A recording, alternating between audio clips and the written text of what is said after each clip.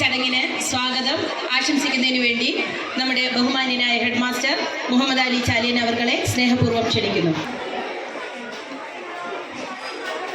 എൻ്റെ പ്രിയപ്പെട്ട വിദ്യാർത്ഥിനികളെ, നിർവഹിക്കപ്പെട്ടത് നമ്മുടെ മുകളിലുള്ള 7 ഈ ക്ലാസ്സിൽ കഴിഞ്ഞു. അതിൻ്റെ ഒരു ചടങ്ങിലാണ് നമ്മളിപ്പോൾ ഉള്ളത്. ക്ലാസ് നടക്കുന്നുണ്ട് സാർ. അപ്പോൾ 2 ക്ലാസ്സുകൾ അപ്പുറത്തുണ്ട്. അവരവിടെ മുഹമ്മദ് അഷ്റഫ് മാസ്റ്ററുകളെ അവതരിപ്പിക്കുന്ന 2 കുട്ടികളുണ്ട്. അസ്മിന്നയില, അത്തൂഫ യാസിൻ.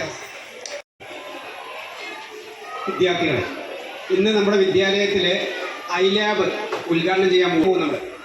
എന്നാൽ നമ്മുടെ ഇവിടുത്തെ ഐലാബ് കൊണ്ട് ഉദ്ദേശിക്കുന്നത് നമുക്ക് അന്ന് കുട്ടിക്കാലത്ത് നമുക്കറിയില്ലായിരുന്നു. പക്ഷെ ഇന്ന് 6ലും 7ലും പഠിക്കുമ്പോൾ നമ്മളത് മനസ്സിലാക്കിയത് അമ്മ ഇവിടെ ചെയ്യുന്നതൊരു ശാസ്ത്ര പരീക്ഷണമാണ്. വിറകുകൾ ധാരാളം കുത്തി നിറച്ചു കഴിഞ്ഞാൽ എന്തുണ്ടാവില്ല? കത്തില്ല. അവിടെ ഓക്സിജൻ ഇരിക്കാൻ സ്ഥലം ഉണ്ടാവില്ല. അതാണ് ഒരു പരീക്ഷണശാല. ഇനി മറ്റൊരു പരീക്ഷണശാല ഉണ്ട്. അതേതാ? ആർക്കെങ്കിലും പറയാൻ പറ്റുമോ? നമ്മൾ തന്നെ, നമ്മളെ ബോഡി, നമ്മുടെ ശരീരത്തിൽ എത്ര മൂലകങ്ങളുണ്ടെന്നറിയോ? ധാരാളം മൂലകങ്ങളുണ്ട് നമ്മുടെ ശരീരത്തിൽ. അതുപോലെ തന്നെ നമ്മുടെ ശരീരത്തിൽ ആസിഡുകളുണ്ട്, ആൽക്കലികളുണ്ട്, പരീക്ഷണങ്ങളുണ്ട്, എല്ലാം നമ്മുടെ ശരീരത്തിൽ നടക്കുന്നുണ്ട്. നമ്മൾ ആഹാരം കഴിക്കുമ്പോൾ ആഹാരം കത്തുക എന്ന് പറയാം. ഒരു വാഹനം ഓടുമ്പോഴേ പെട്രോൾ എന്ത് ചെയ്യുന്നു? കത്തുന്നു. അതേപോലെ നമ്മൾ കഴിക്കുന്ന ആഹാരം കത്തുന്നു. അവിടെ കത്തുന്നതോടൊപ്പം ചൂടുണ്ടാവുന്നുണ്ട്. ആ ചൂടാണ് നിങ്ങളുടെ ശരീരത്തിൽ നിങ്ങൾ തൊട്ടു നോക്കിയാൽ കാണുന്ന ചൂട്. ഒരു തൊട്ട് നോക്കിയാൽ ചൂടില്ലേ? ആ ചൂട് അവസാനിക്കും എപ്പോൾ? നമ്മൾ മരിച്ചു കഴിഞ്ഞാൽ. മരിച്ചോ എന്നറിയാനുള്ള ആദ്യ പരീക്ഷണം ശരീരം പിടിച്ചു നോക്കുകയാണ്. ശരീരം തണുത്തിട്ടുണ്ടെങ്കിൽ മരിച്ചു എന്ന് ഡോക്ടർമാർ വിധി എഴുതും. നമ്മൾ പരമാവധി ഉപയോഗിക്കുമ്പോഴാണ് ഗവൺമെൻറ് അതിന് വേണ്ടി ചെലവഴിച്ച പണം ഉപകാരപ്രദമാവുള്ളൂ.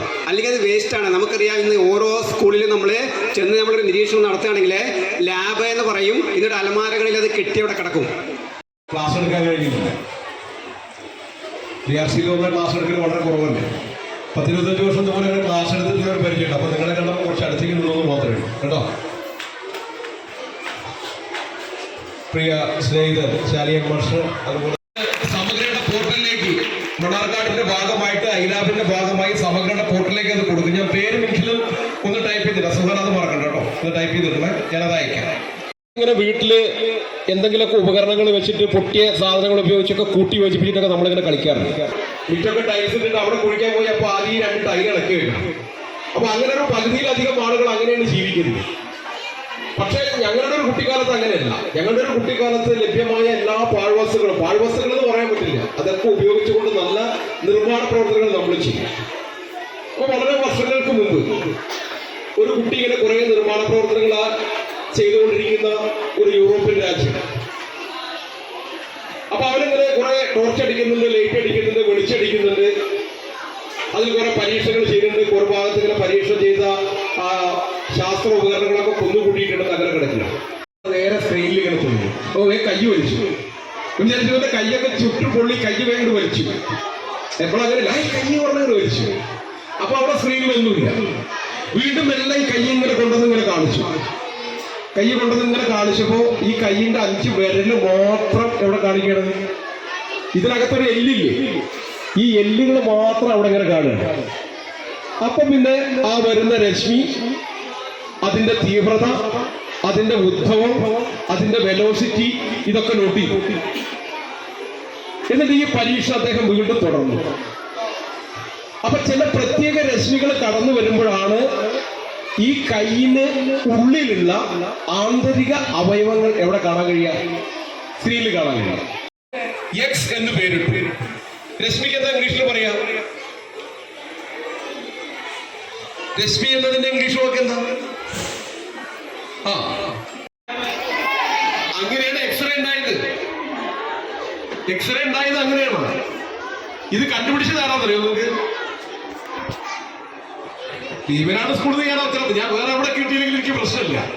ഇവിടുന്ന് ഉത്തരം കിട്ടാതെ ഞാൻ പോകില്ല. കാരണം സീഡ്, അക്ഷരക്കുറ്റം, സ്വദേശി കിസ്, ഇതിലൊക്കെ എപ്പോഴും ഭീമനാടിന്റെ പേരുണ്ട് അവിടെ. ഞാൻ ആ എക്സ്റേ കണ്ടുപിടിച്ച ശാസ്ത്രജ്ഞന്റെ പേര് നിങ്ങൾ പറയാതെ ഞാൻ ഇവിടുന്ന് പോകില്ല. പേരിലുണ്ടാവും. പര്യാപ്തമായ ഒരു അധ്യാപക കൂട്ടായ്മയുടെ കേന്ദ്രമാണ് GUPS ഭീമനാട്. അതുകൊണ്ട് SSKയിൽ നിന്ന് വരുന്ന 7 ഫണ്ടും എന്തേ ഞങ്ങൾക്ക് കിട്ടിയില്ല എന്ന് ഈ BRC-യുടെ തലപ്പത്ത് മണിയണ്ണ മാഷുള്ള കാലം വരെ നിങ്ങൾക്ക് ചോദിക്കാനുള്ളവരെ ആ ഉറപ്പാണ് എനിക്ക് നിങ്ങളോട് പറയാനുള്ളത്. അതിന് ഏറ്റവും ഫലപ്രദമായി നിങ്ങൾക്ക് ഉപയോഗിക്കാൻ കഴിയും. ഇപ്പോൾ വർണ്ണക്കൂടാരമായാലും ഐലാബായാലും ഹൈസ്കൂൾ അല്ലാത്തതുകൊണ്ടാണ് നമുക്ക് ക്രിയേറ്റീവ് കോർണർ അടുത്ത പേര് നമുക്ക് കൊടുക്കാം. പക്ഷെ അത് നമ്മൾ UP എന്നുള്ള രീതിയിൽ ഇപ്പോൾ വീണ്ടും നമ്മൾ വീവനാടിന്റെ പേര് നമ്മൾ കൊടുത്തിട്ടുണ്ട്. അപ്പൊ എല്ലാ ബൗദ്ധമാണ് മണ്ണാർക്കാട് BRC. മറ്റൊന്നും ഞാൻ കൂടുതൽ പറയുന്നില്ല. ഒരു ചോദ്യത്തിന്റെ ഉത്തരം കൂടി നിങ്ങൾ പറഞ്ഞത് ഞാൻ അവസാനിപ്പിക്കും. വേണമെന്നില്ല, മനസ്സിൽ ഒരാകാശം ഉണ്ടായാൽ മതി. ആരാ പറഞ്ഞേ? ഇതിങ്ങനെ ഞാൻ പറഞ്ഞതല്ല, ഒരു പ്രഗത്ഭനായ ശാസ്ത്രജ്ഞൻ പറഞ്ഞതാണ്. അദ്ദേഹത്തിന് നടക്കാൻ വയ്യ, വീൽ ചെയറിലാണ് നടന്നിരുന്നത്. പറഞ്ഞോ, സ്റ്റീഫൻ ഹോക്കിൻസ്. എല്ലാ പരിമിതികളെയും മറികട. Very good. ഉറക്കത്തിൽ കാണുന്നതല്ല സ്വപ്നം, നമ്മുടെ ഉറക്കം കെടുത്തുന്നതാണ് സ്വപ്നം. നാളെ ഞാൻ ശാസ്ത്രജ്ഞനാവണം, അധ്യാപികയാവണം, ഡോക്ടറാവണം, എഞ്ചിനീയർ ആവണോ, സോഷ്യൽ വർക്കർ ആവണോ, ആർട്ടിസ്റ്റ് ആവണോ, ആർക്കിടെക്ട് ആവണോ, അങ്ങനെ നമ്മുടെ മനസ്സിലൊരു സ്വപ്നം ഉണ്ടല്ലോ, അത് നമ്മൾ ഉറക്കം കെടുത്തണം. 10 മണിക്ക് പുസ്തകം എടുത്തേക്കുന്ന സമയത്തും ഒരു പ്രാവശ്യം കൂടെ വായിച്ച് പുസ്തകം വെക്കാൻ നമുക്ക് തോന്നണം. അതിരാവിലെ ചുരുണ്ടുകൂടി കടന്നുറങ്ങുമ്പോഴും ഇന്നലെ പഠിച്ചത് വീണ്ടും പഠിച്ചു നോക്കാൻ നമുക്ക് തോന്നണം. മണ്ണാർക്കാട് സബ് ജില്ലയിൽ ഏത് സ്കൂളിനെ എടുത്ത് നോക്കിയാലും നമുക്ക് ഏറ്റവും ഫസ്റ്റ് ഒന്നാമത് പറയാൻ കഴിയുന്ന ഒരു സ്കൂളാണ് നമ്മുടെ ഭീമനാട് സ്കൂള്. അതുകൊണ്ട് തന്നെ നമ്മൾ ഗുഡ് മോർണിംഗ്. എല്ലാവർക്കും മാജിക് ഇഷ്ടല്ലേ? അപ്പൊ ഞാൻ ഇവിടെ നിന്ന് ചെയ്യാൻ പോകുന്ന ഒരു സയൻസും ആണ് മാജിക്കും ആണ്. അങ്ങനത്തെ ഒരു പരീക്ഷണമാണ് കേട്ടോ. അപ്പൊ എല്ലാവർക്കും മാജിക് ഇഷ്ടമാണെങ്കിൽ ഇതൊന്ന് കണ്ടോളൂ.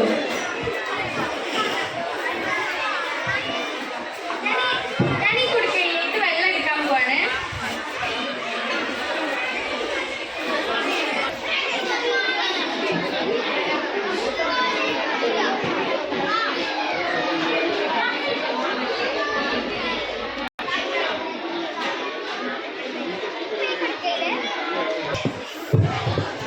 ഇനി നമുക്ക് ഈ മാജിക് നോക്കാം.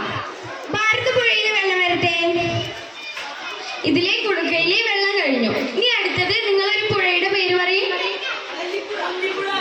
നെല്ലിപ്പുഴയിലെ വെള്ളം വരട്ടെ. ഇപ്പോൾ കഴിഞ്ഞു. ഇനി അടുത്തൊരു പുഴയുടെ പറയും. ഏത്? വെള്ളിയാർ പുഴയിലെ വെള്ളം വരട്ടെ. അപ്പൊ നിങ്ങൾക്ക് കാണില്ലേ? നിങ്ങൾക്ക് ഇഷ്ടപ്പെട്ടോ?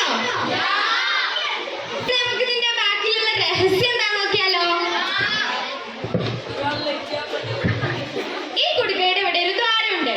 ഈ ദ്വാരത്തിൽ ഞാൻ പൊട്ടിപ്പിടിക്കുമ്പോൾ വായുവിന് ഈ ചെറിയ ദ്വാരത്തിലൂടെ കയറാൻ സാധിക്കില്ല.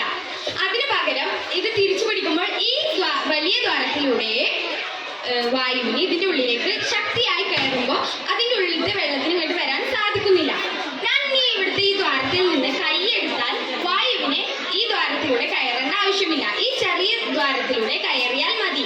അതിനാൽ വെള്ളത്തിന് ഇതിന് ഈസിയായി പുറത്തു വരാൻ കഴിയും. എല്ലാവർക്കും ഇഷ്ടായില്ലേ? ഞാൻ വേറൊരു മാജിക് ചെയ്യാം. ഈ കുപ്പിക്ക് കുളിക്കാൻ നല്ല മടിയാണ്. ഇതിനെ കുളിപ്പിക്കുമ്പോൾ അപ്പൊ ഈ കുപ്പി കരയും. കാണിച്ചേ.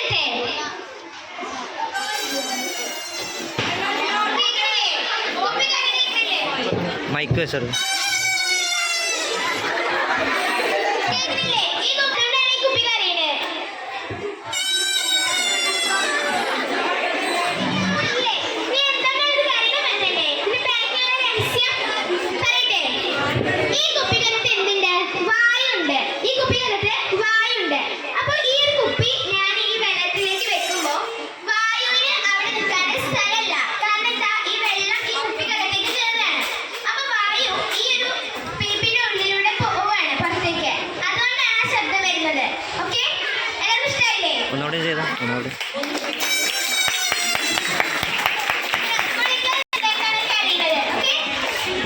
വ്യക്തികളെ, സഹപ്രവർത്തകരെ, പ്രിയപ്പെട്ട കുട്ടികളെ, നമുക്കറിയാം ശാസ്ത്ര പഠനം അനുഭവങ്ങളിലൂടെ നേടുന്ന